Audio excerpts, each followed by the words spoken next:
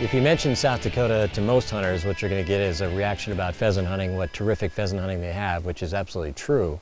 But you come to western South Dakota especially, and you've got this incredible whitetail and mule deer resource, and there's always a chance for some really good deer. They've got some great bucks, there's very little hunting pressure out here, and consequently these deer grow to full size. So this is, I would consider this one of the real hot zones if you're looking for a really trophy class mule deer at this point. Not a lot of hunters around, just you and a guide getting out into great country. This is really a dynamite place to come. What's the best buck you've taken out of here? This year I think we got a 9x7 mule deer that's about 26 inches wide. Really heavy deer. That's a pretty good buck. Yeah.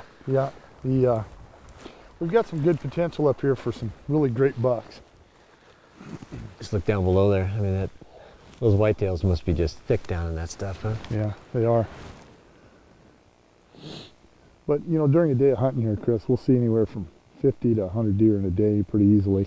Well, that's the thing about coming out here. I mean, it's just, if you're used to hunting in the eastern tree stands and stuff, you'll see, you know, 3 or 4 or 5, whatever deer, typically. Right. And you know, typically we'll hunt one ranch for a little while. If we don't see anything, we'll go to another ranch and cover some country. So. Well, how many acres do you have to hunt anyway? Well, I think we're up to around about 50,000 total that we have access to. Is that right? For South Dakota. So that's pretty good size. We've got a lot of ground. And that's 50,000 of the right acres too, I would imagine. Right. What do you think? You want to head down here and glass up that canyon? Sounds good.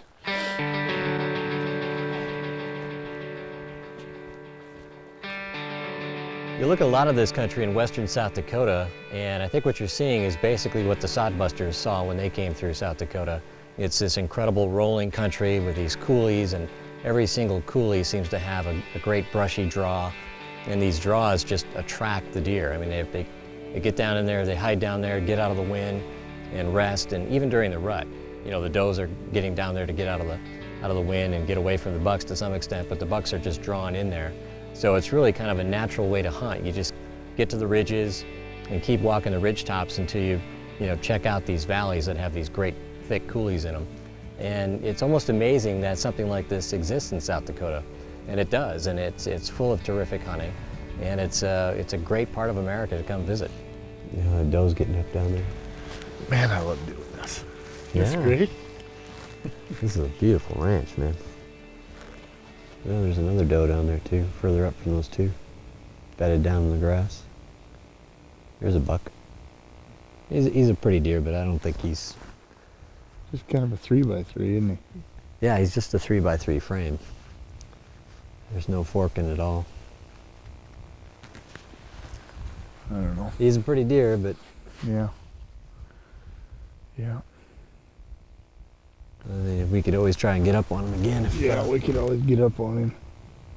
What about the river bottom? You ever just kind of work down that? Yeah, we can check that out, up and down, and then... all the way down here too. Yeah, and then we'll go up and we'll go across the highway. There we go. There goes the does right there. Yeah. All right. Let's do it. Okay.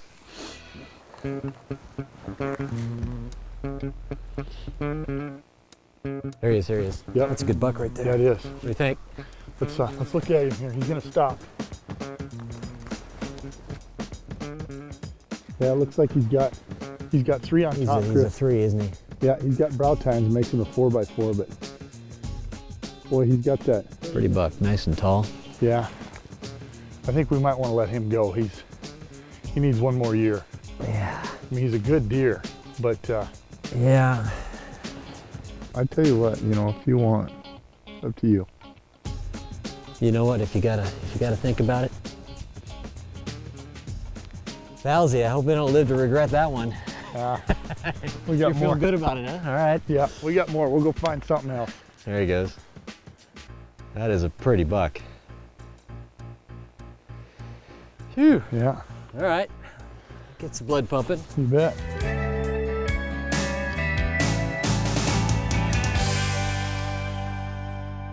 We knew that there had been some good bucks in this area because we had seen them pre-season and we had seen them earlier in the season. So we worked our way up this ridge line and there was, I believe, 4 or 5 does and a small buck, and all of a sudden this big buck came out. And when I glassed him, I knew that he was a shooter. He's a nice 5x5 mule deer that would be pushing 26 inches wide. And naturally the winds howl at about 30 miles an hour and typical South Dakota weather. So trying to get out and get set up and get a shot on him was going to be the challenge. And Pat just said, let's get up to this Nick's Knoll. We're a little bit closer, still about 300 yards away. Okay, I got him just under 300 yards. As soon as he clears that, he's got to stop. He's got to stop. It was going to be a tough shot on Chris's part, but he sat down and got some steady sticks out and got a good rest, but it was still one of those deals. It's not so much bullet drift I was worried about, even though that was certainly a concern with that kind of wind at that distance. It's really just the bouncing of the gun itself, trying to get steady. Okay, he's gonna stop right there. Lean on me, lean on me. Okay. Okay, there you go. How far? 285. You got him. You hit him. I didn't even see this through the scope, but as soon as I started pulling the trigger, he started walking. But it was one of those where, you know, the bullet was going to go, and watch him. And I could tell I hit him far back. I just couldn't tell exactly where. So I chambered another round. He took off, and one more in him. One more. it's a long, long poke. He was probably 400 yards at that point. You got it. But you know, you can just tell when you squeeze the trigger if you think it's going to be a good hit. And sure enough, it felt pretty good. Then he disappears and goes down into kind of a steep canyon.